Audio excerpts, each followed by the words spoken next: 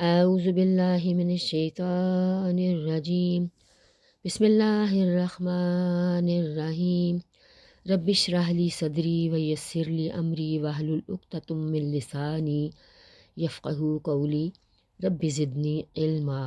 السلام علیکم ورحمۃ اللہ وبرکاتہ۔ بہنوں، بھائیوں اور پیارے بچوں، شب برات اور اس کے روزے کی کیا فضیلت ہے؟ لوگ برابر سوال کر رہے ہیں۔ عزیزوں، شب یعنی رات، رات کا روزہ تو ہوتا ہی نہیں، اور شب برات کی فضیلت کیا ہے وہ بھی سنیے آپ۔ حضور 15 شعبان کا روزہ بھی ایام 20 کے روزوں میں رکھا کرتے تھے، اور وہ 15 تاریخ کو روزہ بھی آ جاتا تھا، اور حضور صلی اللہ علیہ وآلہ وسلم ہمیشہ شعبان کے روزوں کی بات کیا کرتے تھے۔ سنن نسائی کی حدیث ہے، اسامہ بن زید سے روایت ہے، انہوں نے حضور سے پوچھا، آپ اتنے روزے ماہ شعبان میں کیوں رکھتے ہیں؟ اور میں نے آپ کو اس مہینے کے علاوہ کسی اور مہینے میں اتنے روزے رکھتے ہوئے نہیں دیکھا۔ حضور صلی اللہ علیہ وسلم نے فرمایا کہ شعبان ایسا مہینہ ہے جو رجب اور رمضان کے درمیان میں ہے، اور یہی اس کی فضیلت ہے۔ لوگ اکثر اس فضیلت سے ناواقف اور غافل ہیں۔ دیکھیں، غافل کا نام لیا انہوں نے۔ مزید فرمایا، اس ماہ مبارک میں بندوں کے اعمال اللہ کے حضور پیش کیے جاتے ہیں، اور میں چاہتا ہوں کہ جب میرے اعمال اللہ کے حضور پیش کیے جائیں تو میں روزے سے ہوں۔ سبحان اللہ۔ حضور نے اس کے علاوہ اور کوئی فضیلت شعبان کی نہیں بتائی۔ بعض علماء شعبان کی رات کو ثابت کرنے کے لیے سورہ دخان کی پہلی 6 آیات کو کوٹ کرتے ہیں۔ بسم اللہ الرحمن الرحیم والکتاب المبین، قسم ہے اس روشن کتاب کی، انا انزلناہ فی لیلۃ مبارکۃ، ہم نے اسے ایک بڑی خیر و برکت والی رات میں نازل کیا۔ انا کنا منذرین، کیونکہ ہم ڈر سنانے والے ہیں، لوگوں کو اس سے خبردار کرنے والے ہیں۔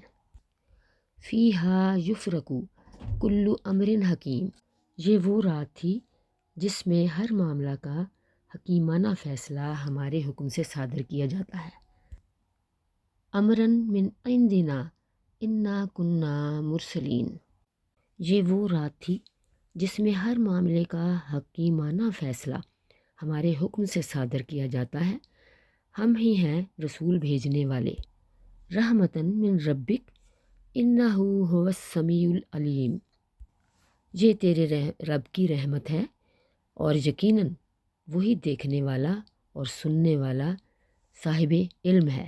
اس رات میں قرآن نازل کرنے کا مطلب بعض مفسرین نے یہ لیا ہے کہ یہ جو 6 آیات ہیں، ان کے اندر جو بابرکت رات بتائی گئی ہے، سارے اہم کام فرشتوں کے سپرد کر دیے جاتے ہیں، اور سارا سال وہ لوگوں کو ڈلیور کرتے رہتے ہیں احکامات اللہ تعالیٰ کے۔ قرآن میں فرمایا گیا ہے کہ ہم نے اس کو ایک بابرکت رات میں نازل کیا، اس لیے قرآن اب خود ہی ہمیں بتا رہا ہے سورہ بقرہ کی آیت نمبر 185 میں، شہر رمضان الذی انزل فیہ القرآن، رمضان وہ مہینہ ہے جس میں قرآن نازل کیا گیا، ہدی للناس وبینات من الہدی والفرقان، جو انسانوں کے لیے سراسر ہدایت ہے اور ایسی واضح تعلیمات پر مشتمل ہے جو راہ راست دکھانے والی اور حق و باطل کا فرق کھول کر رکھ دینے والی ہیں۔ اب سورہ دخان کی ان 6 آیات کو بھی سورہ بقرہ کی آیت کے ساتھ ہم جوڑ لیتے ہیں۔ اب ہم ایسے پڑھیں گے، رمضان وہ مہینہ ہے جس میں قرآن نازل کیا گیا، جو انسانوں کے لیے سراسر ہدایت ہے اور ایسی واضح تعلیمات پر مشتمل ہے جو راہ راست اور حق و باطل کا فرق دکھانے والی ہیں۔ قسم ہے اس کتاب مبین کی کہ ہم نے اسے ایک بڑی خیر و برکت والی رات میں نازل کیا، کیونکہ ہم لوگوں کو ڈر سنانے والے ہیں۔ یہ وہ رات تھی جس میں ہر معاملے کا حکیمانہ فیصلہ ہمارے حکم سے صادر کیا جاتا ہے، ہم ایک رسول بھیجنے والے ہیں، تیرے رب کی رحمت ہے، وہی سب کچھ سننے اور جاننے والا علیم ہے۔ قرآن شبان میں نازل ہوا ہے، یہ بات ختم ہو گئی۔ اب رمضان المبارک میں اگر قرآن نازل ہوا ہے تو وہ کون سی رات تھی؟ اللہ تعالیٰ نے قرآن میں خود وہ صورت نازل کی ہے، اور وہ سورہ مبارکہ ہے سورہ قدر۔ بسم اللہ الرحمن الرحیم، انا انزلناہ فی لیلۃ القدر، ہم نے اس قرآن کو شب قدر میں نازل کیا۔ وما ادراک ما لیلۃ القدر، اور تم کیا جانو کہ شب قدر کیا ہے؟ لیلۃ القدری خیر من الف شہر، شب قدر 1000 مہینوں سے زیادہ بہتر ہے۔ تنزل الملائکۃ والروح، فرشتے اور روح القدس اس میں اپنے رب کے اذن سے، فیہا باذن ربہم من کل امر، ہر حکم لے کر اترتے ہیں۔ سلام ہی حتی مطلع الفجر، اور وہ رات سراسر سلامتی ہے طلوع فجر تک۔ یہاں یہ فرمایا گیا کہ ہم نے قرآن کو شب قدر میں نازل کیا ہے، اور سورہ بقرہ میں ارشاد ہوا ہے، شہر رمضان الذی انزل فیہ القرآن، رمضان وہ مہینہ ہے جس میں قرآن نازل کیا گیا۔ اس سے معلوم ہوا کہ وہ رات جس میں پہلی مرتبہ خدا کا فرشتہ غار حرا میں نبی صلی اللہ علیہ وآلہ وسلم کے پاس وحی لے کر آیا تھا، وہ ماہ رمضان کی ایک رات تھی۔ اس رات کو یہاں شب قدر کہا گیا ہے، اور سورہ دخان میں اسی رات کو مبارک رات فرمایا گیا ہے، انا انزلناہ فی لیلۃ مبارکۃ، ہم نے اسے ایک برکت والی رات میں نازل کیا ہے۔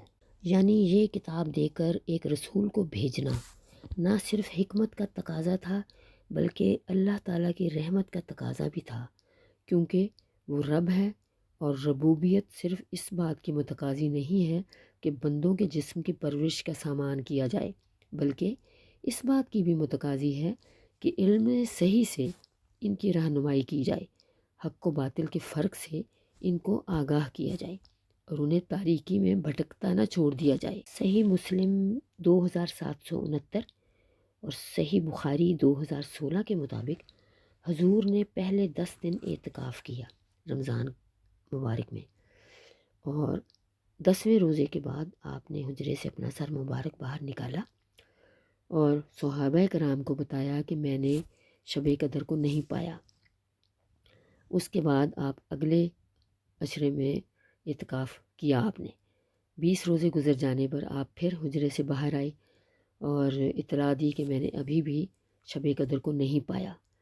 اس کے بعد حضور نے فرمایا کہ اللہ تعالیٰ نے مجھے بتایا ہے کہ لیلۃ القدر اس عشرے میں ہوگی، یعنی آخری عشرے میں، 21، 23، 25، 27 اور 29، ان 5 دنوں میں شب قدر کو تلاش کرو۔ حضور صلی اللہ علیہ وآلہ وسلم کو وحی کے ذریعے بتایا گیا کہ ان راتوں میں عبادت کرو۔ ہم ان 5 راتوں کے ذریعے اللہ تعالیٰ کے قریب ہو سکتے ہیں، کوشش کریں تو سب کچھ ہو سکتا ہے۔ عزیزو، آپ جان گئے ہوگئے کہ شعبان المعظم کی فضیلت کیا ہے۔ جو حضور اکرم نے ہمیں بتایا ہے وہ سنت ہے، ہمیں ویسا ہی کرنا ہے۔ اس سے تجاوز کریں گے یا الٹ کریں گے تو وہ بدعت ہو جائے گی۔ بدعت کو عام نہ کیجیے، سنت کو عام کیجیے۔ اللہ تعالیٰ سے دعا ہے ہمیں حضور صلی اللہ علیہ وسلم کی سنت پر چلنے کی توفیق عطا فرمائے۔ آمین ثم آمین۔ اجازت دیجیے، اللہ آپ کا حامی و ناصر ہو۔